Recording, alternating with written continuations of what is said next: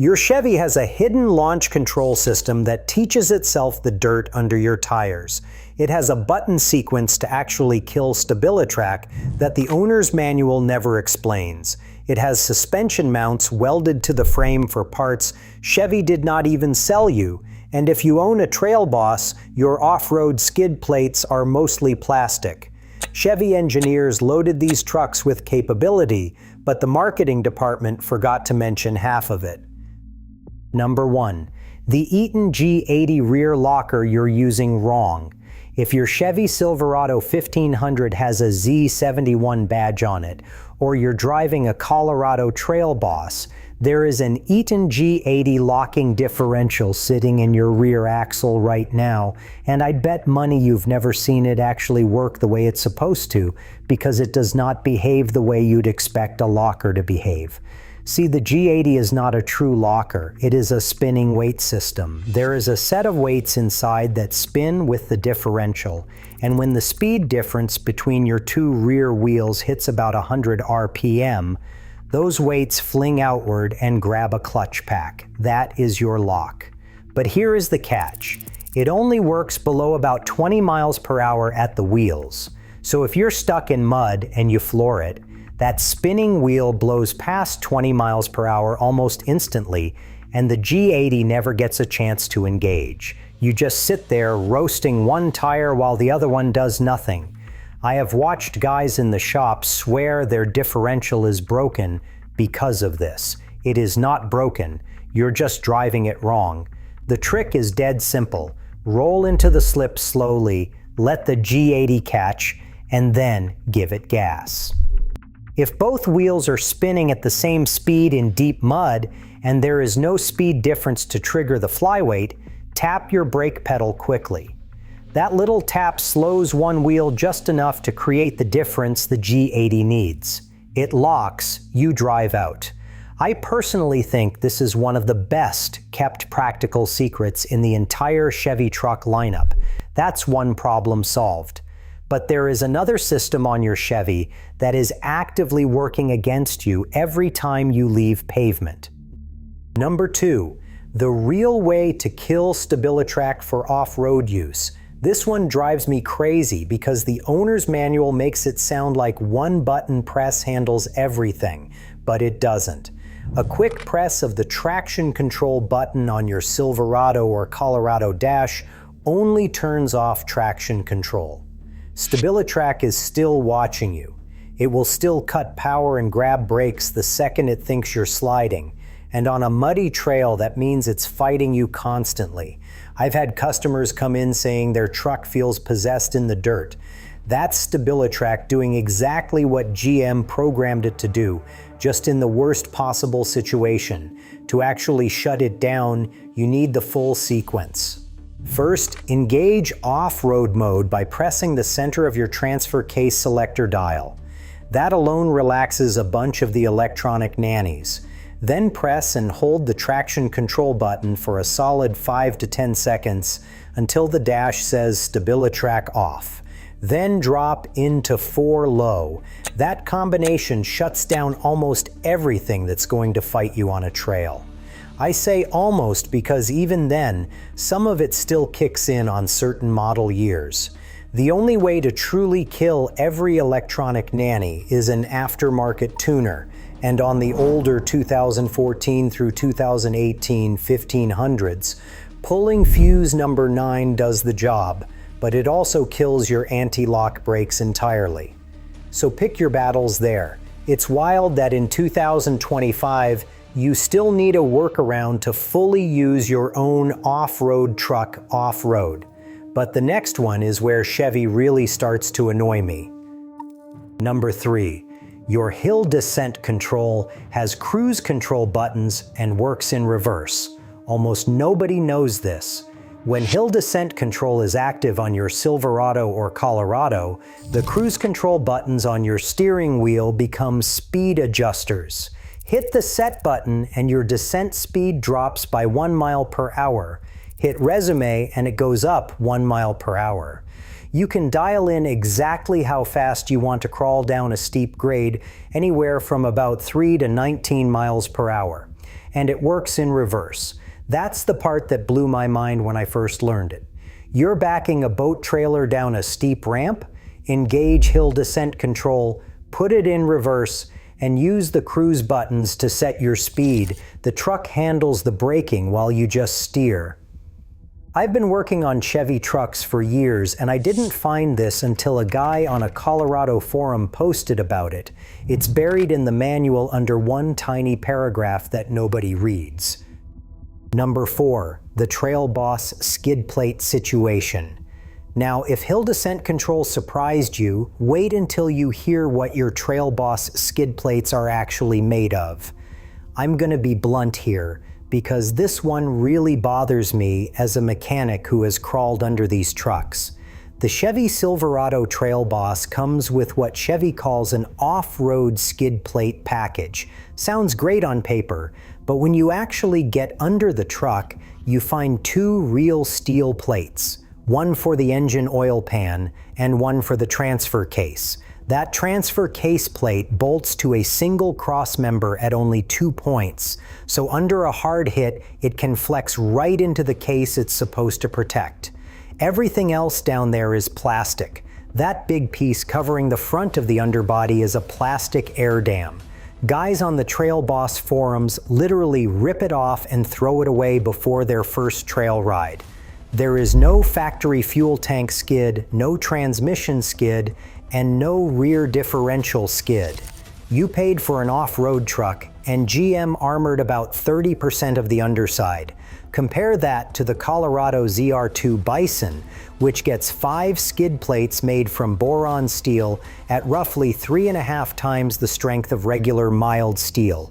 GM only gave AEV 70 extra pounds to work with, and they still managed to cover the engine, the transfer case, the fuel tank, and the front and rear differentials. That is what real off-road protection looks like.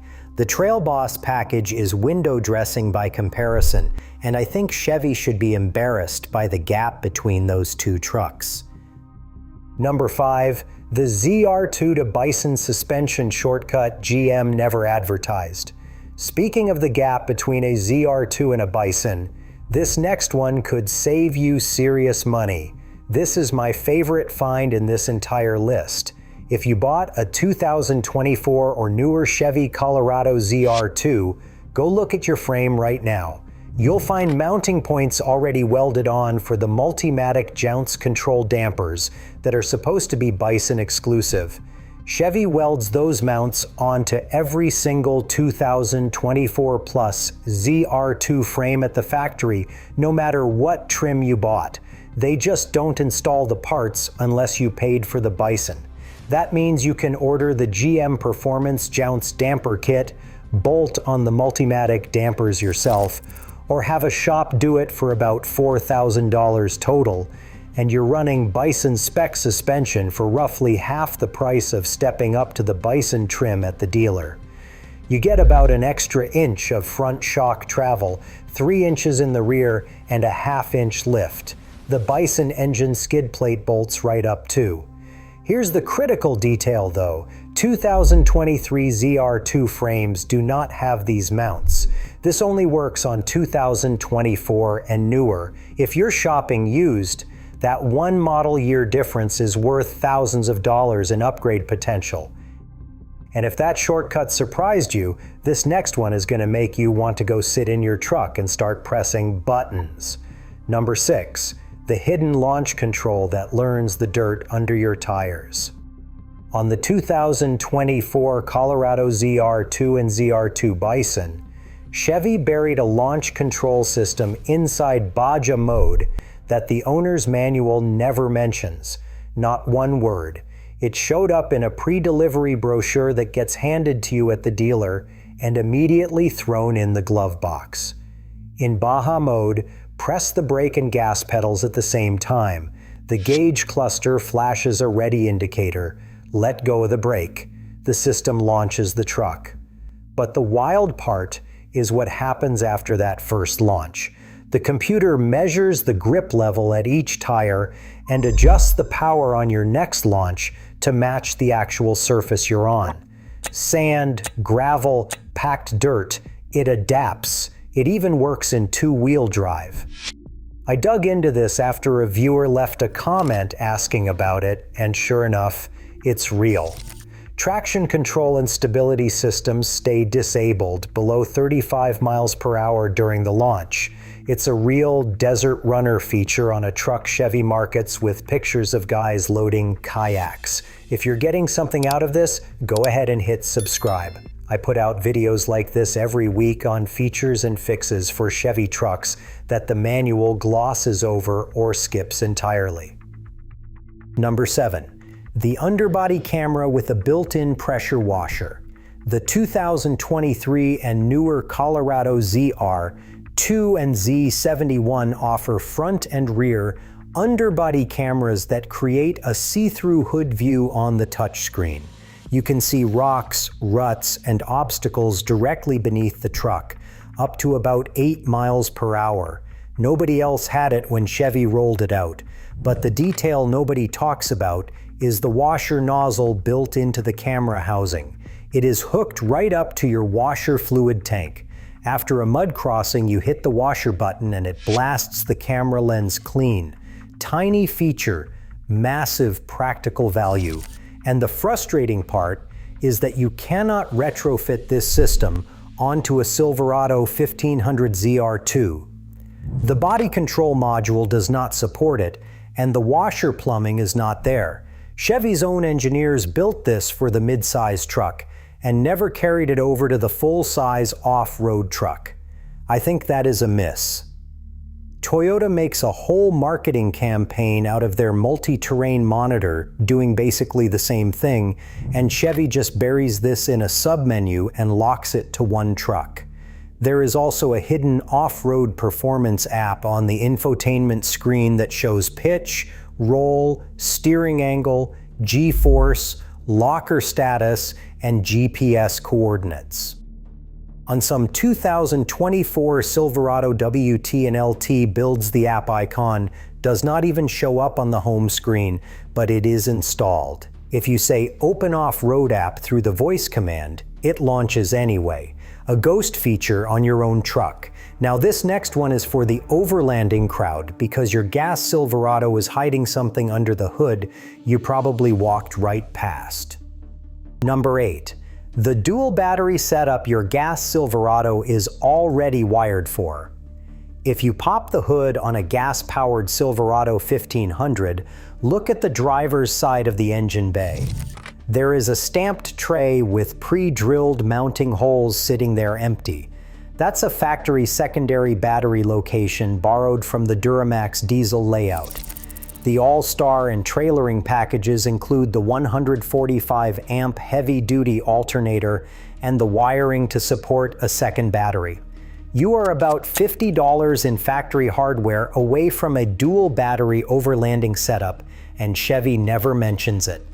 On the 2020 and newer heavy-duty gas trucks with the 6.6-liter V8, there is even a heavy-duty fuse already sitting on the fuse block specifically for that second battery circuit. Just sitting there, waiting.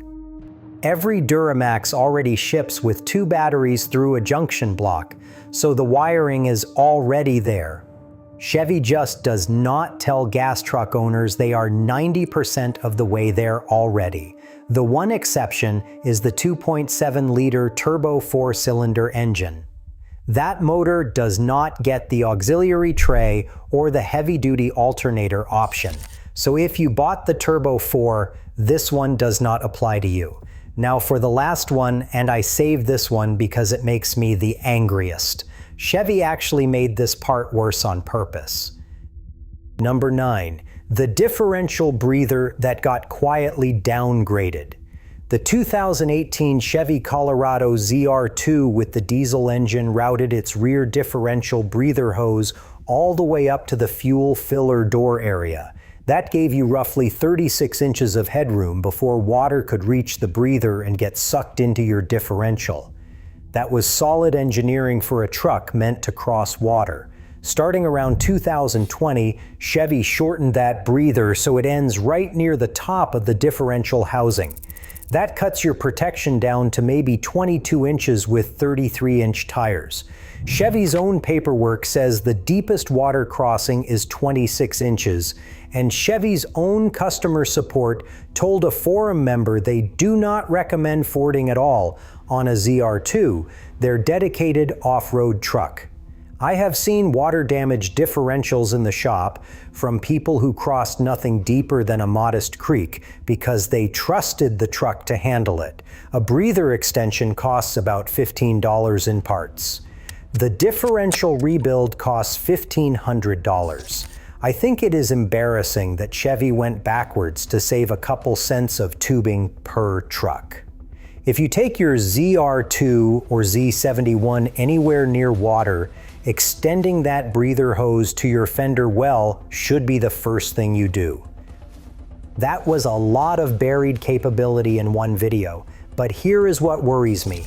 Every year, Chevy adds more computers, more locked down software, and more features you cannot touch without a dealer scan tool. And that means the window to actually work on your own truck is closing fast. Go watch our video on the only 3 Chevy trucks that are still legal to fix yourself next, because one of them is about to lose that status, and once it does, you cannot get it back. I'll see you over there.